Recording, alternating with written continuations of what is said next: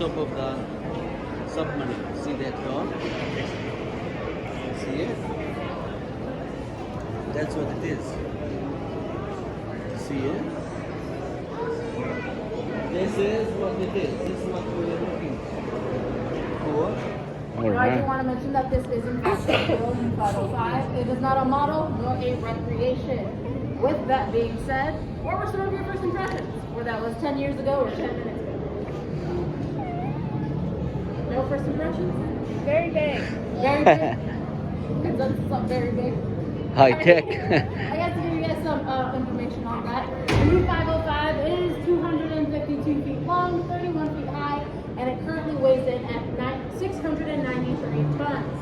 Now, back during its prime, when it was fully supplied with food, fuel, and men, it did weigh 1,100 tons. I don't know. 1 ton is about 2,000 pounds. So that means that the U-505 weighed 2.2 million pounds. Definitely not something you want to hang out underneath. Now, the U-505 was commissioned back in August of 1941, specifically designed to hunt and sink merchant supply ships that were bringing food, fuel, and other supplies to American allies such as Great Britain. It was captured back on June 4th, 1944 by Captain Daniel B. Galley and his American Hunter-Killer Task Group 22.3, which was specifically designed to hunt and sink German U-boats like this one.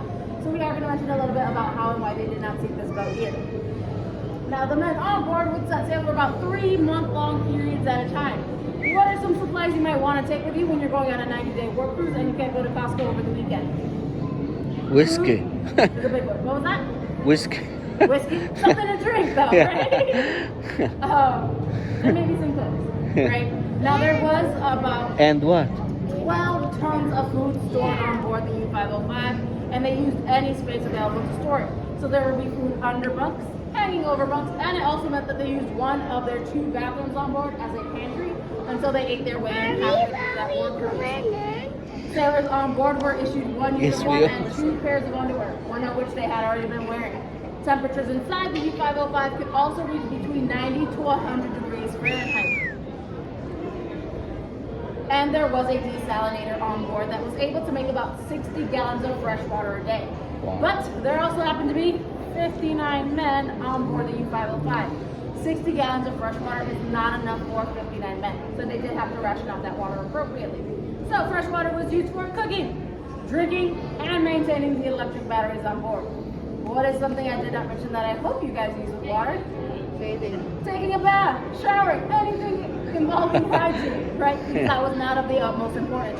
So imagine you've been out at sea for about a month long, you got a month old crusty underwear, 98 degrees inside this dry metal tube that has very little to no ventilation. You maybe wiped your armpit once or twice at this point, and there's probably some random food around you. Not the best of conditions, right? Now the U-505 has had a few decades to clear out, so we should be fine for our tour today. Before we head on up, I'm going to go over some ground information. This is, in fact, a war memorial, so please make sure you guys are respectful as you are walking on through. So no sitting on bunks or messing around with any of the gears and knobs. With that being said, there's a lot of gears and knobs protruding throughout the entire submarine, so please watch your head, watch your sides, and your feet as you walk up in, as you can easily get snagged. There's also a lot of holes on the floorboard of the U-505 as well. So if you guys have any small objects, cell phones, car keys, small children, please make sure you keep those tightly secured, as if anything does fall into the floorboard, it becomes a permanent part of the exhibit, and we thank you for your donation. Small children will become tour guides. I've been here since I was 5. So There are going to be some sound effects that depict gunfire, warfare, explosions, as well as some flashing lights. I'll be tapping my ear right before that just to give you guys a warning in case you need to cover your ears or your eyes. You're more than welcome to take pictures and videos. Just please no flash, just to be respectful of everybody else around us. We are going inside a giant metal tube that has very little to no ventilation. Please make sure you guys keep your mask above your mouth and your nose for the entire time that we are inside the U-505. And if you guys have any questions, try to keep those until the end once we exit the U-505 and we kind of gather how we are in this space here. Sound good? Sounds All good. right, with that being said, take a nice deep breath of fresh air and let's board the U-505. All right. Go ahead.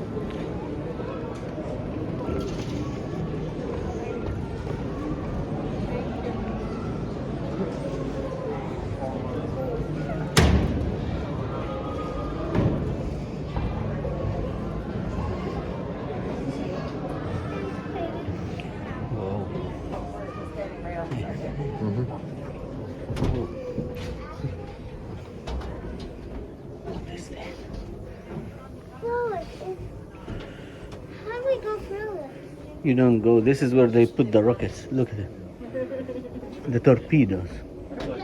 Is any space available, guys? I will say the rooms only get smaller from here, so we'll probably be best friends by the end. And then if our last person can close our little big ship curtain. Alright guys, welcome to the petty officers' quarters. Now we have made a few modifications in this room. Where I'm standing is actually where the original floorboard would have been. So we have lowered it about a foot down for you guys on. I'm about 5'5", 5'6" with these shoes on. Anything about 5 more inches, I'd be hitting my head quite a bit. Now there would also normally be bunks on both sides of the submarine. We've removed the ones on this side to allow for an easier way to walk on through and so we're not as cramped. And there's also a big clue for another change we made. Can you guys guess? So like, some lights were added, yes, but it's bigger than that. Ventilation. Ventilation. Ventilation. Ventilation is still fairly minimal.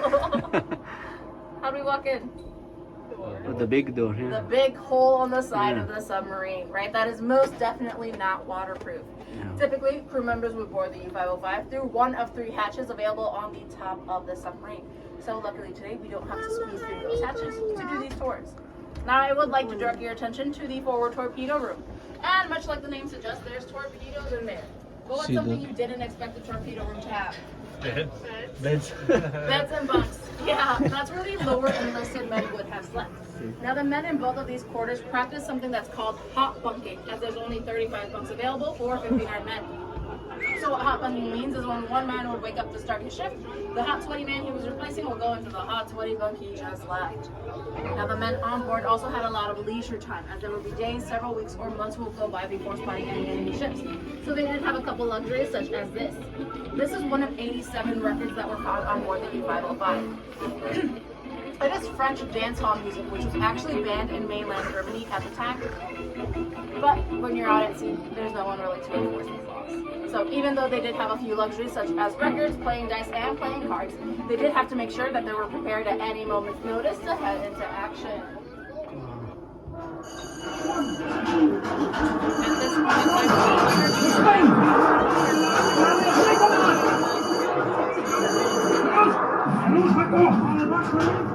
At this they would then start making calculations as to where they would have to turn and program the torpedo to the reservation's target.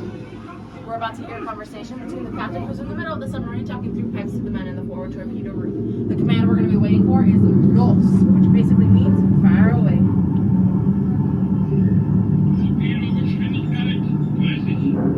Torpedogeschwindigkeit 30. Eingestellt.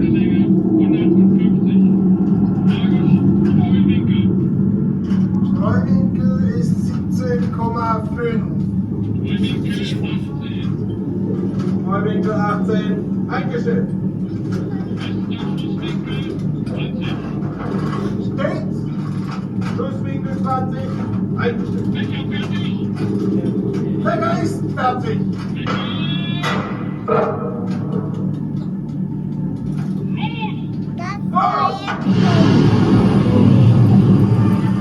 They launched the torpedo. From their calculation, they know exactly when that torpedo is going to reach its target. If they hear no sound, they know they have missed and have essentially given away their location.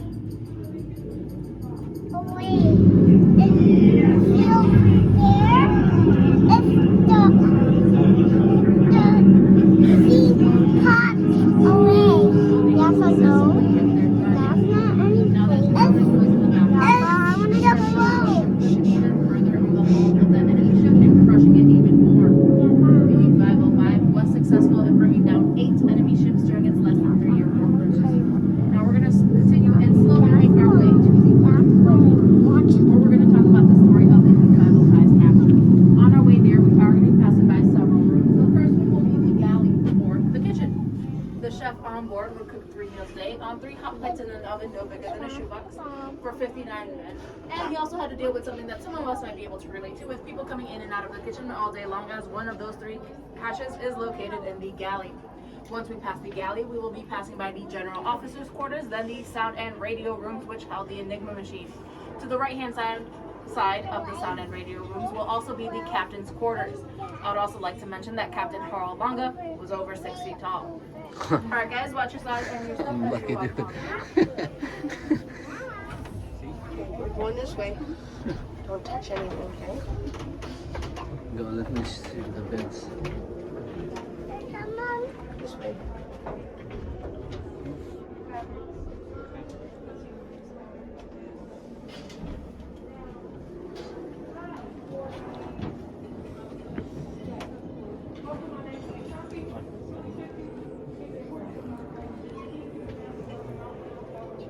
Yeah.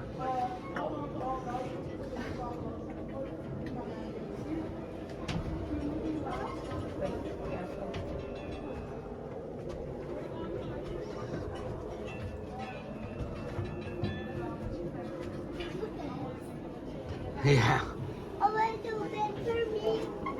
This is the kitchen.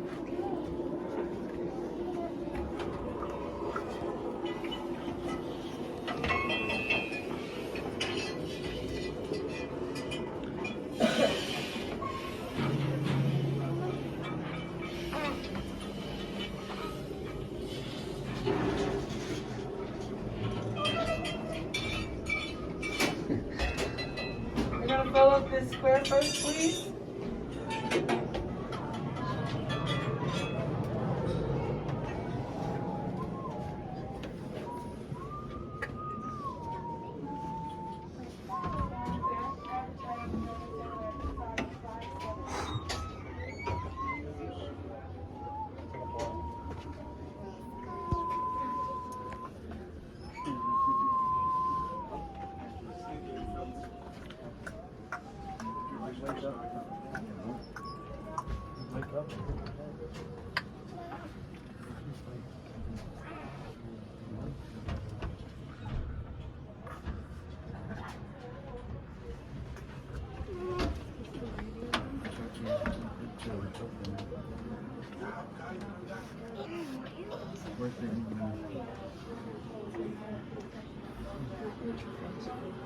Huh?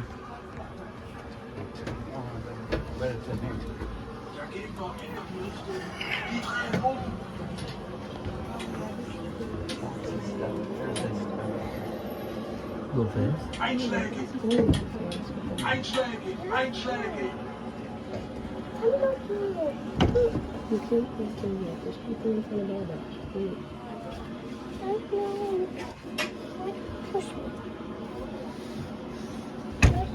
Yeah, the lights close to charge.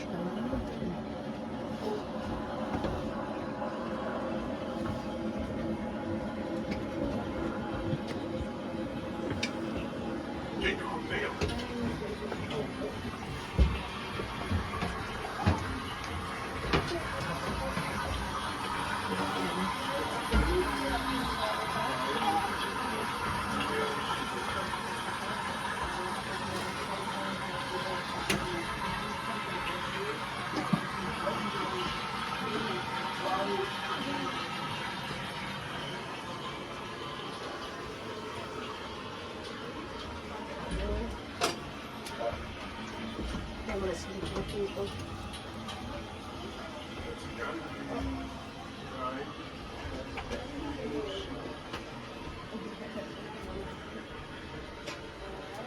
Welcome to the control room. Again, much like an introductory surgery where they're going to see they have the planes, wings, and helmets, which will move the boat either up or down or from left to right. Now, the story of the U-505's capture actually starts up here in the conning tower, where the sailor up above ended up spotting what turned out to be the American hunter-killer task group 22.3. The sailor up above promptly alerted Captain Harold Longa, who then issued an immediate crash dive.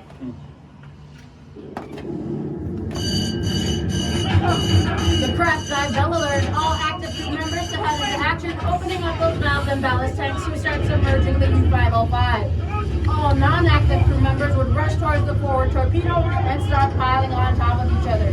This would create what is known as a nose dive, as it would tilt the submarine and submerge it in about 37 seconds. Once they were fully submerged, they would then go into silent running mode, or stealth mode.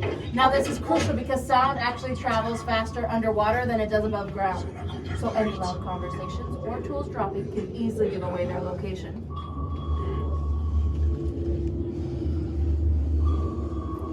Now, this pinging noise we're hearing is actually active sonar of the American and Allied forces looking for the U-505. The crew members on board the U-505 could really do nothing but wait and hope in silence. Hope that these pinging noises did not get louder or closer together, as that would mean the American and Allied forces were closer to finding them. And the other sound that they did not want to hear is the sound of splashing. Splashing meant that depth charges had been fired, and those are underwater explosives that do not need to hit their target directly in order to make a significant impact. So imagine being in a situation where you can do nothing but wait and hope.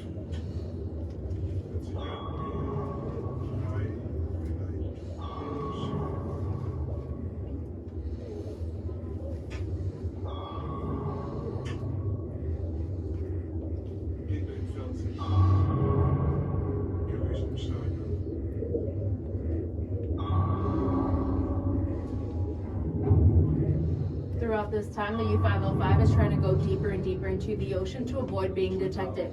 Around 500 feet, the pressure of the ocean really starts to push on the hull of the U-505, causing it to groan like this. Anything below 755 feet below the surface of the water, the U-505 would actually get smushed like a tin can because of the atmospheric pressure in the ocean.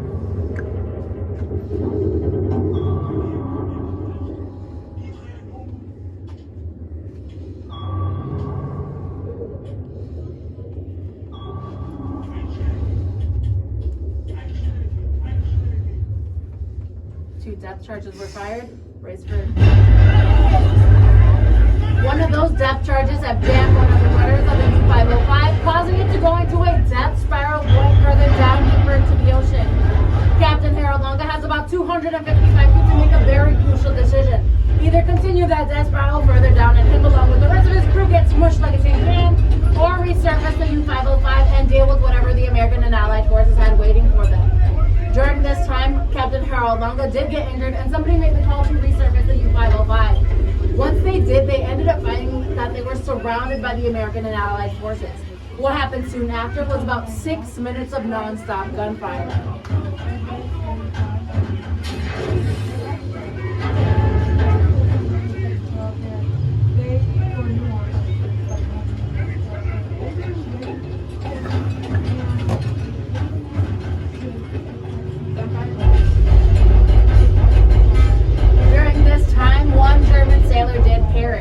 Captain Harold Longa ordered for his men to abandon and scuttle or sink the submarine. Once all the Germans had left the U-505, Captain Daniel Galloway ordered for some of the American hunter-killer task force to board the U-505 and look for any important documents or intelligence that they could find. During this time, Xenon B. Lukosius ended up finding what's known as the sea strainer. This was bringing ocean water into the U-505 in order to flood it. He promptly ended up closing that valve, stopping further flooding of the U-505 and allowing for a little bit more time for the Allied and American forces to cruise on through. Now we're going to continue the rest of this story in our electrical motor room. On our way there, we are going to be passing by the sea strainer. It's going to be located on the floor on the bottom left-hand side with a little blue-white light shining right on it. It's right before we enter the diesel engine room. Try to keep on the right-hand side as there's a lot more gears and knobs on the left side here. And again, watch your head, watch your side, and your feet as you walk on through.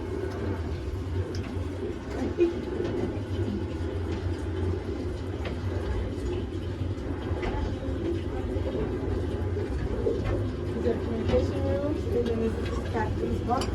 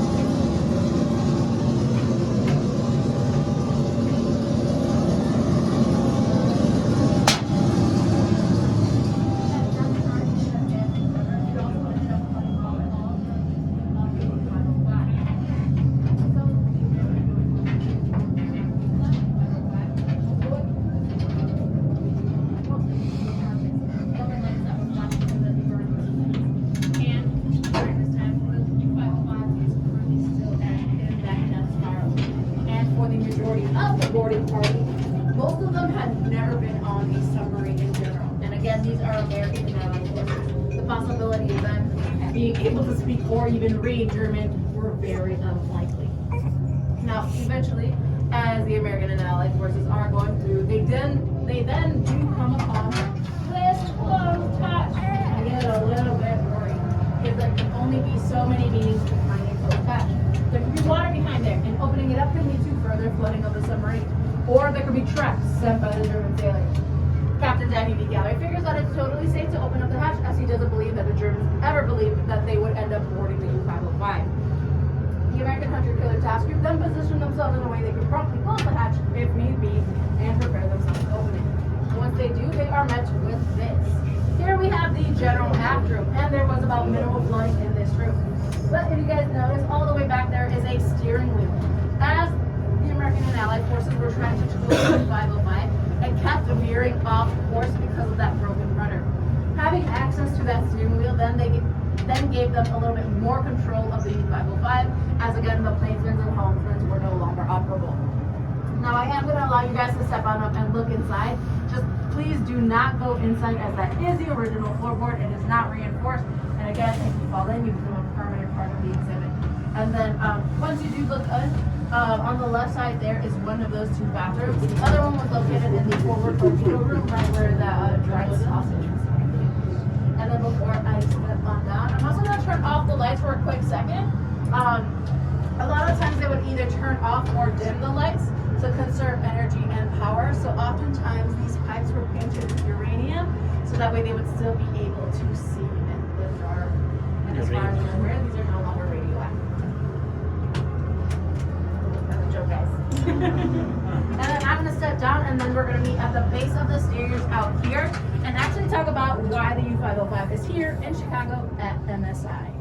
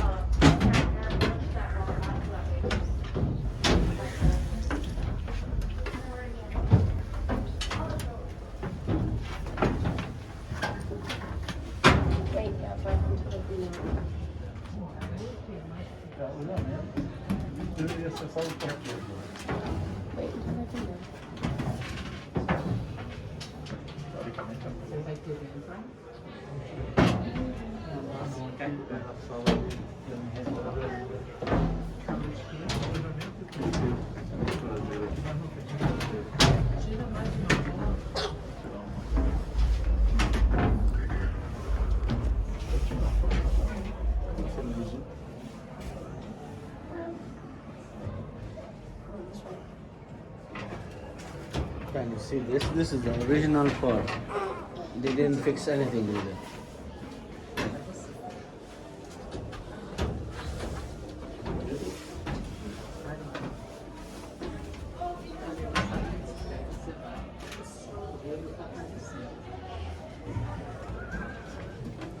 Original. Wow. All right.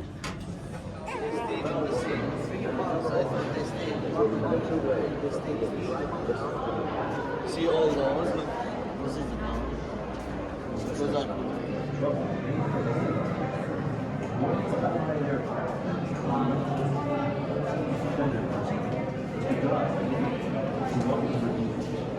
when they try to go down, see how it goes down. And then you